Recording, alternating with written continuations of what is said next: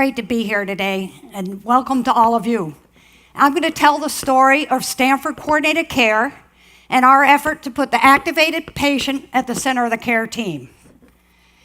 Our clinic was started in April 2012 to serve Stanford employees and their dependents who have ongoing chronic health conditions. So it's 20% of the patients that cost 65% of the health plan's costs. And Stanford's self-insured, and so they bought into the idea that by providing primary care and care support to these patients, that we could achieve the triple aim of improving the patient experience, improving clinical outcomes, and reducing the total cost of care. We are paid by capitation, so we get a set fee for every patient that we take care of, and that means we don't bill the patients at all, actually, which saves a lot of time in our clinic. But, and for primary care patients, they get the services of our whole team, which include physician services, a physical therapist who's an expert at pain, counseling by a licensed clinical social worker, clinical pharmacist services, who's also a diabetic educator, a dietitian, and most importantly, their own personal care coordinator. Steve Schroeder at University of California, San Francisco, published an article in the New England Journal of Medicine several years ago. Oh, I have to talk into this. Okay, can't hear me. Should I start again? No. Steve Schroeder at University of California, San Francisco, published an article in the New England Journal of Medicine several years ago that looked at the determinants of premature mortality. And I want to draw your attention to medical care accounts for 10%. Behavior accounts for 40%.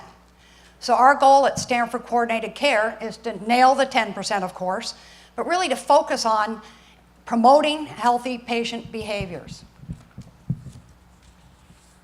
If you think about it, it's pretty easy to make the diagnosis of diabetes. It's not so easy to live well and healthy with diabetes. And so our efforts are how to promote self-management, encourage people, and give them hope, and so they can do well with their conditions. Oh, I can't put this down. So if you think about how discouraging it is to fail at something you really wanted to do, and consider what it must feel like to have a chronic condition and be failing at something you never ever wanted in the first place. So the patient must believe that self-management is worthwhile, that there's hope and benefit, and that they can achieve their goals, and they need to know what to do, to have a clear and achievable plan for self-management. Now, if you're young and healthy and you can probably be satisfied with getting your care at an urgent care center or online, but for people with chronic conditions, relationships are really important, relationships with the providers. And in most clinical settings, nowadays, the provider spends most of the time looking at the computer and quickly ordering tests and really doesn't have time, and that really doesn't promote building the relationship with the patient and incorporating the patient in the care team. And if you look at all the jobs that are involved, at least in primary care, a lot of the jelly beans end up in the provider's cup, and that means a physician, nurse practitioner, or physician assistant. And really doesn't leave a lot of time in a 15-minute visit for building a relationship with a patient and really transmitting the kind of information and as Dan Siegel mentioned, the energy that people need to go on and carry on with their lives. And so the more that the jobs can be spread across the care team, the better that the care will be, actually. And this situation with the jelly beans has its vestiges in what I call doctor-centered care, which we've practiced for years. And that it's brought to mind by the language of it's my nurse or my medical assistant or my patient. And actually and physicians themselves, surprisingly, both feel overburdened, but they're also the ones that have the hardest time giving up what they regard as their responsibility for patient care. but with proper teamwork and protocols and standing orders, the care can be spread along. And then the care team will be working for the patient and not for the highest licensed professional on the team. So primary care physicians and nurse practitioners and PAs who work in primary care are getting burned out. And they're not enjoying the job. If you don't enjoy the job, you don't do a good job with the patients. So Stanford Coordinated Care, we practice what I call extreme team care. And this is our governor, by the way, for those of you from out of state and out of country. And we had a visitor from the Joint Commission on Accreditations of Hospitals who is actually formulating criteria for primary care patient-centered medical home, and dubbed our SCC as a medical home on steroids.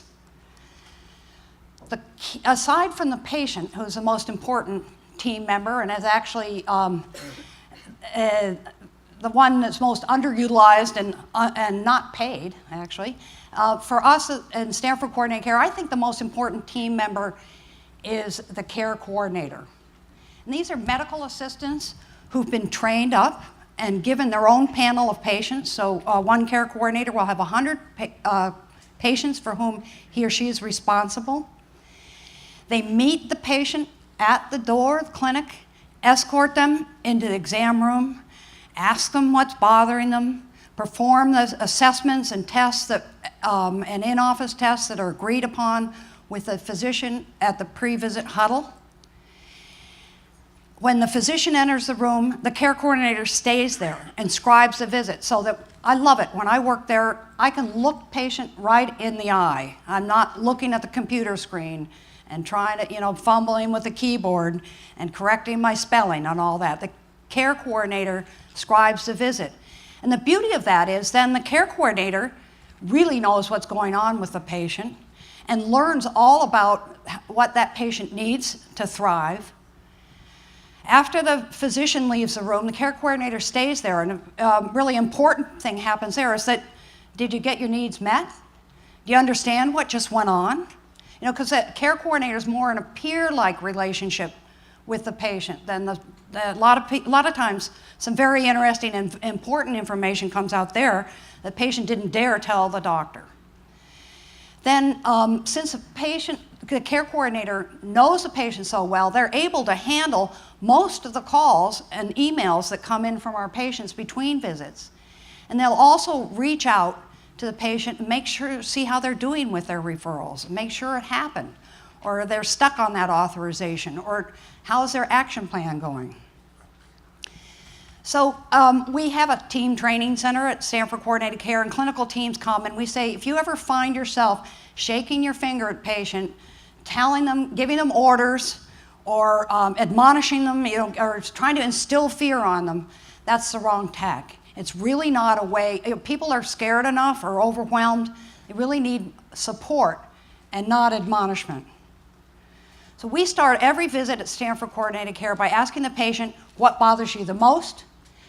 And we always ask, where do you want to be in a year? And this is a patient's goals. And we focus our care on a patient's goals, even if it doesn't really make sense in the overall what we think is going on. We have to earn their trust and really show them that what's important to them is important to us.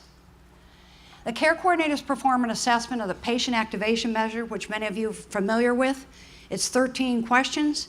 It was developed by Judith Hibbert at Oregon Health Sciences. And it gives us insight into what patients' knowledge, into their motivation, and their capacity for self-management, so that we can fashion our treatment plans and fashion a patient's action plan according to what really is going to work for them.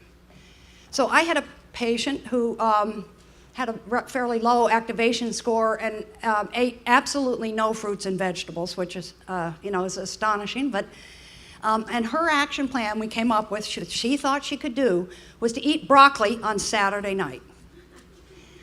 So the care coordinator called her up on Monday morning and confirmed, actually, she was successful.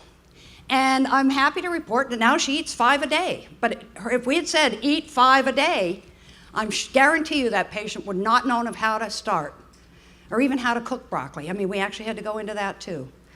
So we plan, our patients have told us we don't want to be managed, we want to be supported. But at Stanford Coordinated Care, actually the dangerous hood is often the specialist. And we say we support the patient and manage the specialist. And actually, because of our teamwork, we often have time as family practitioner to attend an important specialty visit with a patient and make sure the care is in line with what the patient's goals are, because otherwise mischief happens, unnecessary tests, and things that are expensive and really doesn't get the patient where the patient wants to be. We borrowed from IDEO and interviewed 30 Stanford employees with chronic health conditions before we started our clinic, just to find what their experience with care was and what worked for them and what didn't. And they felt like, although the doctors might be excellent, and this was not just at Stanford, actually, they got care at other places. The doctors, their specialty care was excellent, but they didn't feel that anybody knew them as a whole patient. So we focused, set up our care to always around that to try to meet their needs. Many of them continued as patient advisors and meet monthly and continue to keep us in line with make sure we're serving the patients first. And 18 months into operation, we again hired an IDEO-trained designer to interview people who were Stanford Coordinated Care patients, but also some people who had been offered the opportunity to be our patients and declined.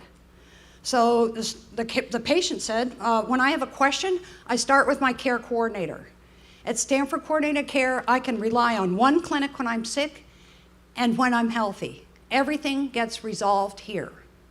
Whereas someone who turned us down said, my care team has never met, they don't know each other. And the first 2 times I went to the emergency room and ended up in the hospital, my primary care doctor did not even know. And every time I went to my primary care clinic, I ended up seeing someone else. They just passed me around. So these interviews showed us that patients went from feeling alone to becoming empowered, from being forced to be at the center to feeling supported and confident, from feeling studied to feeling listened to getting facts to really being shown how to do hands-on action, from being passed between providers to creating personal relationships, from stalling to thriving, from resource-intensive care to streamlined care. And these are actual quotes from patients.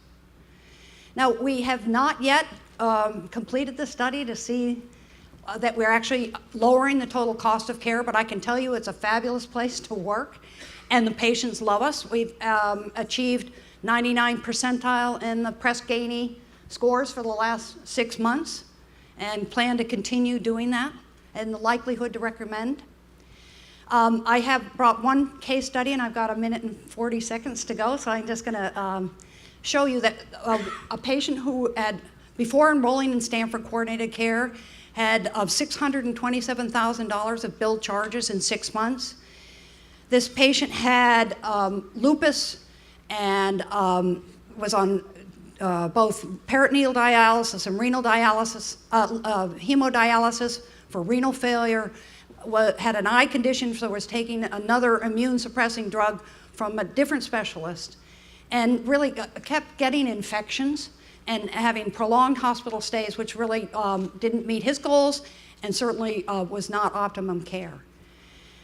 After enrolling at SCC, the primary care provider, first thing he did was pair the patient's calluses on the feet, because that was probably the source of the osteomyelitis, a bone infection that the patient had. A simple move, but wouldn't have happened in the hospital. The provider convened a conference of all the specialists involved in the care and said, can't we dial down these immune suppression drugs because a patient's going to die of sepsis? And convened a family conference to really go over how important it was for the patient not to miss the specialty visits. They didn't really have a good relationship with the specialist and often would not go. And that risk was that this person would fall off the list for renal transplant, which is important to his long-term survival. They made an action plan with the patient. It was really something the patient could pull off. And the care coordinator had frequent contact with the patient to support the patient in the action plan and make sure that they were indeed taking the medications and getting the things that they needed for their care. So 6 months after enrolling in Stanford coordinated care, the total bill charges were $7,000. So that's quite a drop. And the patient was very much happier. So our team feels like we have a lot. We're basically practicing medicine, healthcare of the future. And we have a lot to share and teach other primary care teams. And I'm happy to report that it seems to be elements of this care is popping up all over the country. So thank you.